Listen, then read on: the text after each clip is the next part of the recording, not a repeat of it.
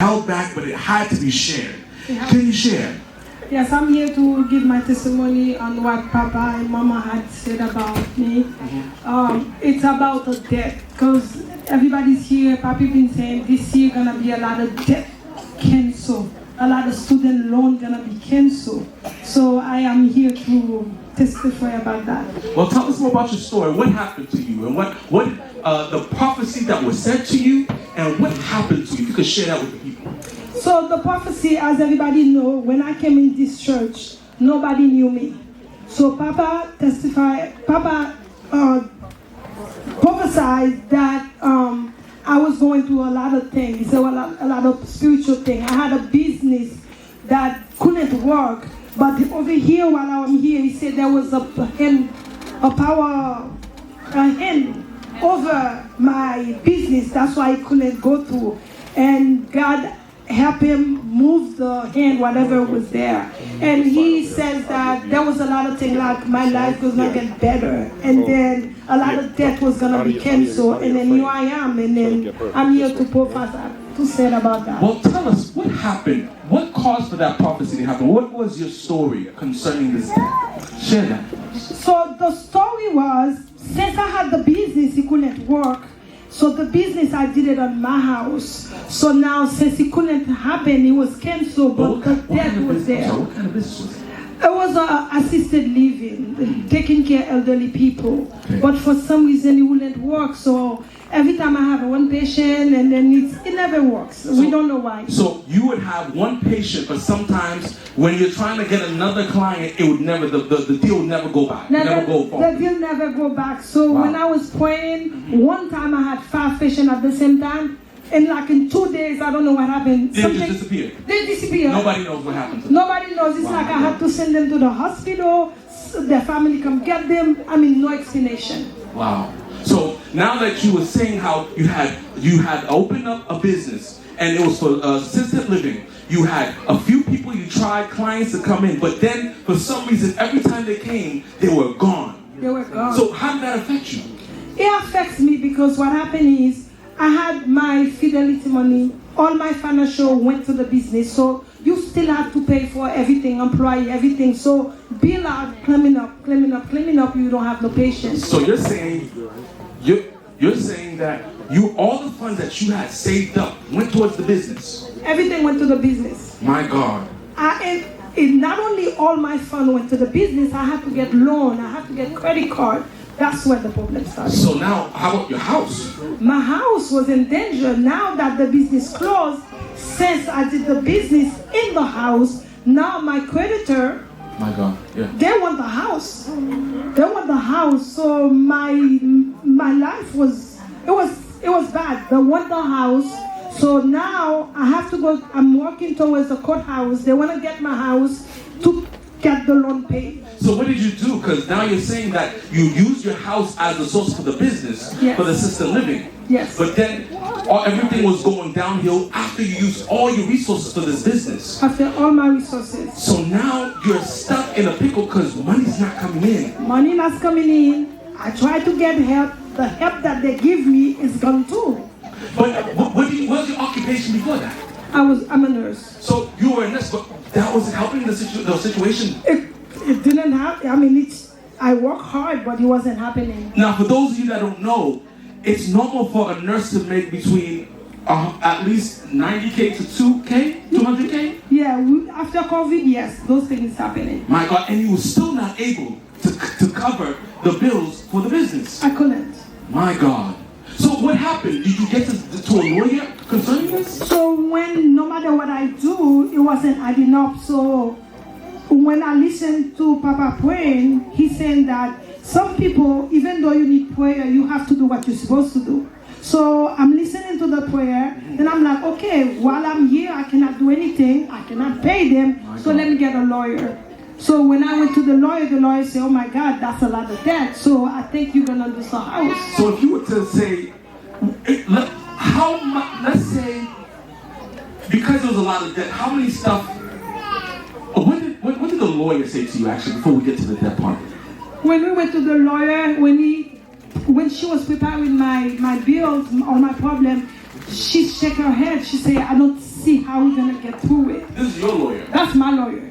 She didn't know how you're going to get through it. She said, we don't know how. She said, I don't know how we're going to get through it. Your case is different. I don't see how I persuade a judge to say that you cannot pay the bill when you're working, and at the same time you cannot pay them. So she said the house is gonna go. So no clients. You're working as a nurse that's still not helping in your home that you use as a business, and they're telling you that not everything you're doing is not working, and the lawyer is also giving you bad news that we don't know how we're gonna help you. She said, I don't see how. We're gonna try, but I don't see how. She said, you bleeding somewhere. Wow. I don't know where you bleeding, but I don't know how can I prove the judge you bleeding somewhere. So what happened when you went to court? So when we went to court, so I come here, I was praying. Then before I go to the court, I had a faith because Mommy Sheila told me in the beginning of the year, she said, this year gonna be a better year for you. A lot of things gonna be canceled. So I have that on hold. And then Papa Dieudonné said many times on me, a lot of things gonna come true for you. Did they even know about this? They didn't know. But when they praying, they mention it. They keep mentioning it without me telling them. So they prophesied this to you, not knowing the situation. Not knowing my situation. Jesus. Hallelujah. Yes. So you go to court. What happened from the time of you handling with the lawyer, which you already told me that the lawyer said there's no way this is going to happen. But when you went to court, what happened? When I went to court, I'm smiling because I asked God, I said, God, the lawyer says she doesn't know how this is going to go through. So I said, God, I'm coming in front of you. I don't have a judge. You're going to be in front of me. And then sure enough, when I was there, as soon as I come, the judge looked at me, and then I was praying in my mind. And then he said, at the question, he said, do you swear to tell the truth? I said, yes. Then he said, where do you live? I give the house. I give my address. He said, okay, the house is out of it. I said, thank you, God. Wait. So why would the judge say the house is out of it? What was the reason for that? Because what happened is when you have homestead exception, that's where you live. Yeah. So they cannot kick you out. So the homestead law prevent them from taking the house. So they were going to take the house from you. They will have taken the and you house. had nowhere else to go. No, I was stressed. I have 2 kids. I don't know where I was going. So then the lawyer told me that they're going to take the house. They're going to take the equity of the house. I'm like, what? So the first thing he said, that right now I'm already relaxing. So Papa gave you the revelation concerning that. Yes. But it was just the house only? So it was all the debt. So the debt was over 200,000. So now, because the house have an equity more or less the same, so that's why they think they're gonna take the house.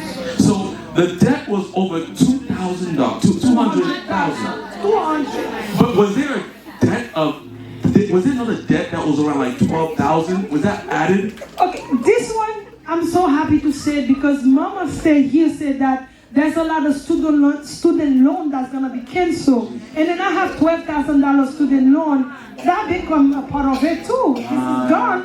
So that's part of Jesus. So let's get this straight. Let's just summarize what's happening here. You had a problem. The problem was they were going to take your home. Yes. You had student debt. But all the other debts that you probably didn't even mention here yet, they added up to $200K. Yes. A year. But when you went to the judge said what again? The first thing, the house was out of it. The first thing. Wait, there was more. Yeah, there was more. What was the others? The other one, I had a piece of land that I bought when I was very young. So I always say I'm gonna give it to my kids. The lawyer said that's the first thing they're gonna take. And then the judge said, do you want to keep it? I said, yes. My God. My land is here. My God. So the land is here. The house is here. School debt is gone. Yes. Do you have proof of this stuff? My.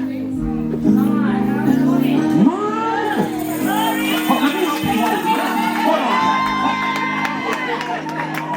I want the people online. Brother Will, are you here? This is not all of it. What was the song that you had on your phone as well? Listen, in the circuit court of the 15th Judicial Circuit in 4 Palm Beach County, Florida. This is legit. This information is right here. This is look at all these yellow envelopes. This is what was prophesied. Isn't that so? That a lot of justice is going to be canceled. My God. And here are them. And then when I start to add it, is that once I get to the 200, I just stop. Hey. Now let me ask you this last question, because this is going to sum up everything. What did your lawyer say when all this that she said wasn't going to happen?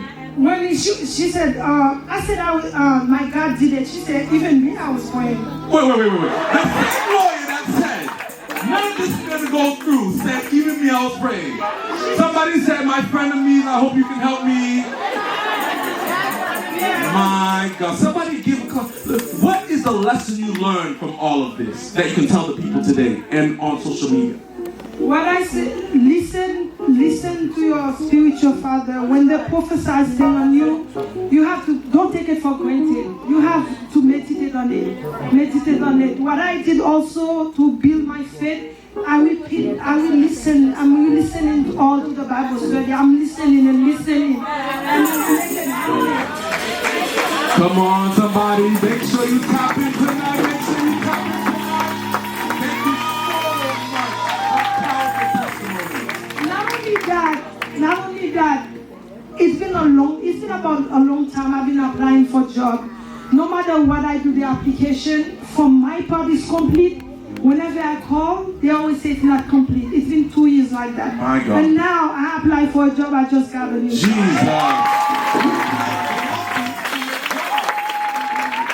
Come on, clap your hands for our sister Girlie.